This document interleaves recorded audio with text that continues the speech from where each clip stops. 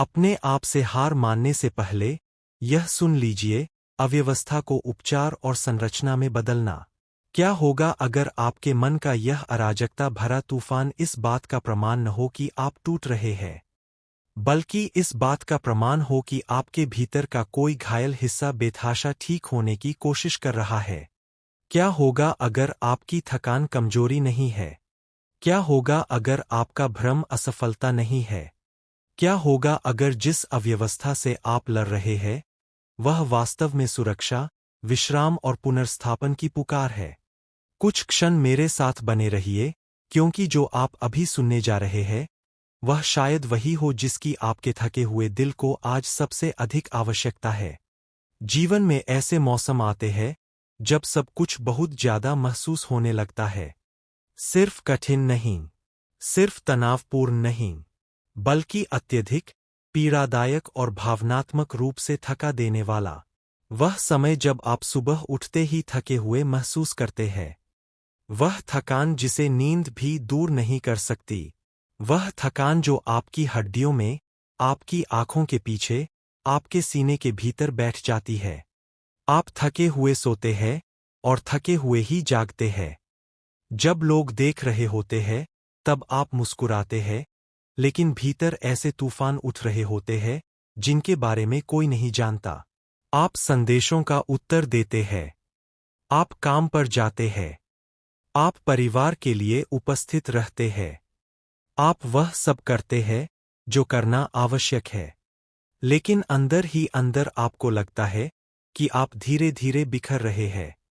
शायद आपके विचार कभी रुकते ही नहीं।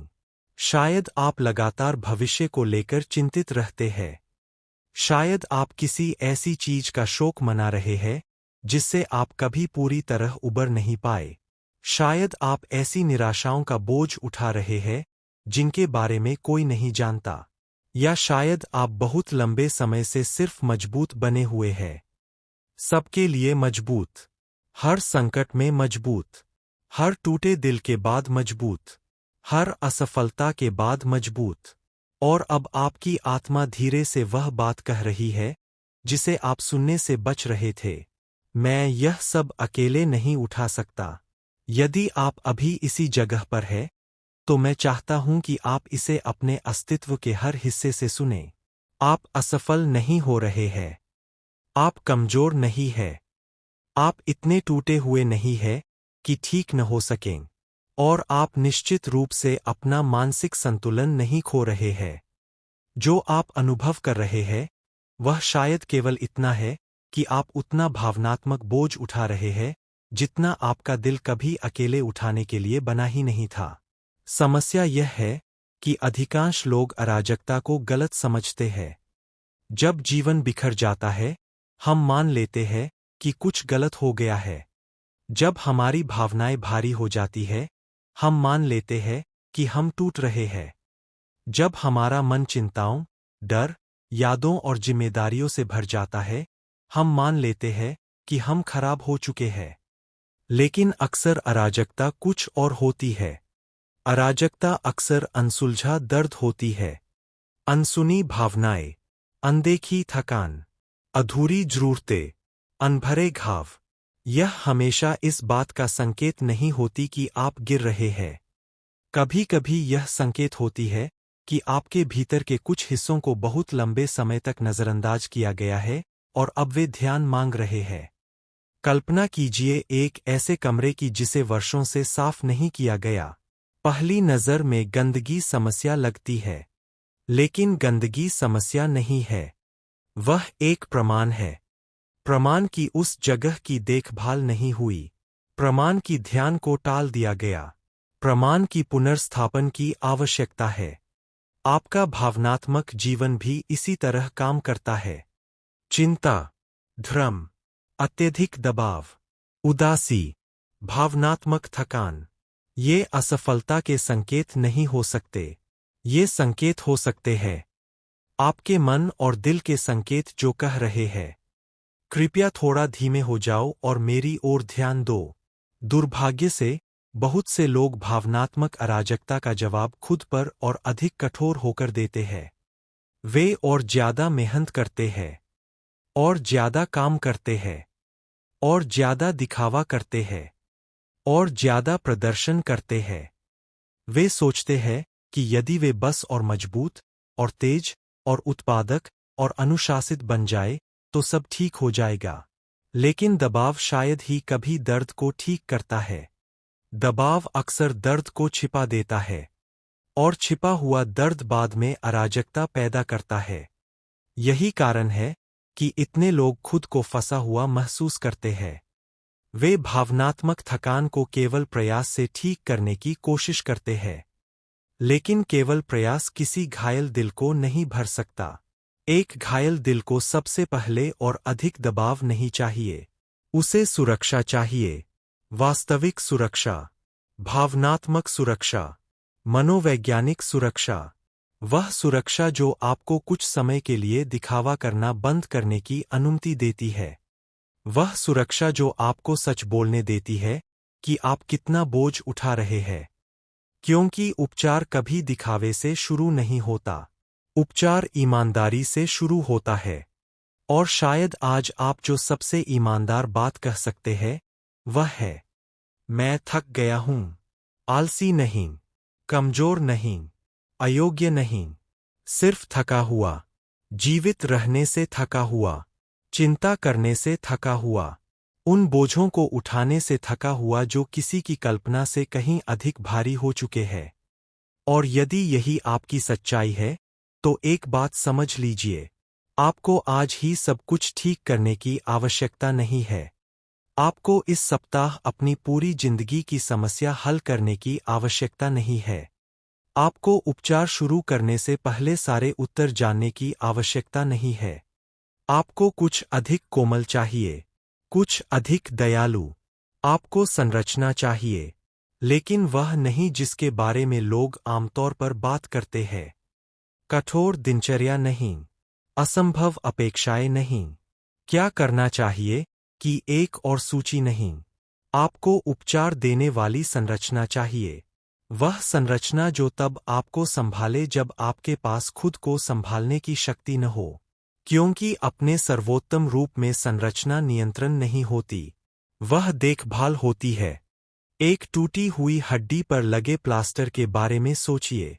प्लास्टर हड्डी को ठीक नहीं करता, शरीर खुद उसे ठीक करता है। प्लास्टर केवल ऐसा वातावरण बनाता है जिसमें उपचार संभव हो सके। स्वस्थ संरचना भी आपके भावनात्मक जीवन में यही काम करती है। वह एक सुरक्षित स्थान बनाती है जहां आपका मन, दिल और आत्मा धीरे धीरे ठीक होना शुरू कर सकते हैं। यही कारण है कि छोटे छोटे कार्य आपकी सोच से कहीं अधिक महत्वपूर्ण होते हैं। जब आप गहरे संकट में होते हैं तो उपचार अक्सर किसी बड़े परिवर्तन से शुरू नहीं होता, वह स्थिरता के छोटे छोटे कार्यों से शुरू होता है। देखभाल के छोटे छोटे कार्यों से, निरंतरता के छोटे छोटे क्षणों से। बिस्तर से उठना, एक गिलास पानी पीना, पर्दे खोलना, थोड़ी देर टहलना, डायरी में एक सच्चा वाक्य लिखना, 5 मिनट शांत बैठना। ये सब मामूली लग सकते हैं, लेकिन जब आप टूटने की कगार पर हों तो यही आपके लंगर बन जाते हैं। और तूफान के समय लंगर जहाजों को बचाते हैं। वे तूफान नहीं रोकते, वे केवल जहाज को बह जाने से बचाते हैं। भावनात्मक उपचार अक्सर साधारण निरंतरता के रूप में आता है। आज एक छोटा कदम, फिर कल, फिर उसके अगले दिन, जब तक आपका तंत्रिका तंत्र उस भावना को पहचानना शुरू नहीं कर देता जिसे उसने बहुत समय से महसूस नहीं किया। सुरक्षा। और जब सुरक्षा लौटती है तब कुछ अद्भुत होने लगता है। मन धीरे धीरे शांत होने लगता है, शरीर धीरे धीरे तनाव छोड़ने लगता है, दिल धीरे धीरे डरना बंद करने लगता है। जीवन परिपूर्ण होने के कारण नहीं, बल्कि इसलिए कि आपके भीतर की दुनिया को आखिरकार आराम करने के लिए एक सुरक्षित जगह मिल जाती है। एक और सत्य जिसे हर गहराई से पीड़ित व्यक्ति को सुनने की आवश्यकता है। आपकी भावनाएं आपकी दुश्मन नहीं है। हमें अक्सर अपनी भावनाओं से डरना सिखाया गया है। उदासी को दबाना, डर को छिपाना, शोक को नजरअंदाज करना, अकेलेपन को अनदेखा करना, कमजोरी को चुप करा देना। हम दर्द में रहते हुए भी कार्य करते रहने के विशेषज्ञ बन गए हैं। लेकिन भावनाएं केवल इसलिए समाप्त नहीं हो जाती क्योंकि उन्हें अनदेखा कर दिया गया। अनदेखी भावनाएं अंदरूनी अराजकता बन जाती है। अनकहा शोक भारीपन बन जाता है। अनकहा डर चिंता बन जाता है। अनदेखा दर्द भावनात्मक थकान बन जाता है। शायद जिन भावनाओं से आप भाग रहे हैं वही आपकी ओर ध्यान मांग रही है। वे आपको दंडित करने नहीं आईं। वे आपको नष्ट करने नहीं आईं। वे सिर्फ सुनी जाना चाहती है। कल्पना कीजिए कि दूसरे कमरे में एक बच्चा रो रहा है। यदि कोई उसके पास न जाए तो उसकी जरूरत समाप्त नहीं होती। उसका रोना बस और तेज हो जाता है। आपका भावनात्मक जीवन भी ऐसा ही है। आपकी उदासी स्वीकृति चाहती है। आपका शोक करुणा चाहता है। आपका डर आश्वासन चाहता है। आपकी थकान विश्राम चाहती है। आपका दिल समझे जाने की इच्छा रखता है। और उपचार तब शुरू होता है जब आप इन भावनाओं को दुश्मन नहीं बल्कि संदेशवाहक मानना शुरू कर देते हैं। हर भावना को ठीक करने की आवश्यकता नहीं होती। कुछ भावनाओं को केवल महसूस किए जाने की आवश्यकता होती है। कुछ घावों को केवल देखा जाने की आवश्यकता होती है। कुछ आंसुओं को केवल बहने की अनुमति चाहिए। शायद वर्षों से आप अपने दर्द से भाग रहे हैं। लेकिन आपका उपचार उसी क्षण शुरू हो सकता है जब आप भागना बंद कर दें। जब आप शांत बैठकर कहें, मैं तुम्हें देखता हूं, मैं तुम्हें सुनता हूं। अब तुम्हें मेरा ध्यान पाने के लिए चीखने की आवश्यकता नहीं है। यदि आप गहरे संकट में हैं, तो यह याद रखिए, आपको ठीक होने के लिए किसी और व्यक्ति में बदलने की आवश्यकता नहीं है। आपको आराम कमाने की आवश्यकता नहीं है। आपको करुणा के योग्य साबित होने की आवश्यकता नहीं है। आपको अपनी देखभाल करने की अनुमति मांगने की आवश्यकता नहीं है। आपका उपचार उसी क्षण शुरू होता है जब आप तय करते हैं कि आपका दर्द मायने रखता है।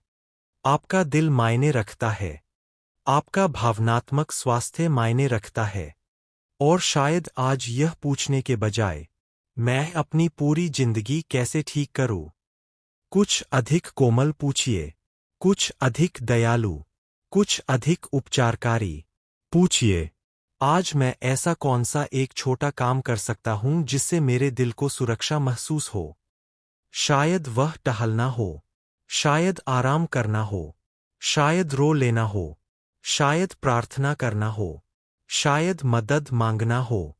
या शायद सिर्फ गहरी सांस लेना और खुद को याद दिलाना हो कि आप अभी भी यहाँ हैं। क्योंकि जो कुछ भी आपने सहा है, आप अभी भी यहाँ हैं। अब भी सांस ले रहे हैं। अब भी आशा रखे हुए हैं। अब भी तलाश कर रहे हैं। अब भी वे लड़ाइयाँ लड़ रहे हैं जिन्हें कोई नहीं देखता। और यही इस बात का प्रमाण है कि आप अपनी सोच से कहीं अधिक मजबूत है। आज की अराजकता अंतिम शब्द नहीं है। आपकी थकान अंतिम शब्द नहीं है। आपका दर्द अंतिम शब्द नहीं है। धीरे धीरे, क्षण क्षण, सांस सांस, आप फिर से एक ऐसा जीवन बना सकते हैं जो सुरक्षित महसूस हो। एक ऐसा जीवन जो आपको संभाले, कुचले नहीं। एक ऐसा जीवन जहां उपचार को बढ़ने की जगह मिले। एक ऐसा जीवन जहां अराजकता धीरे धीरे शांति में बदल जाए।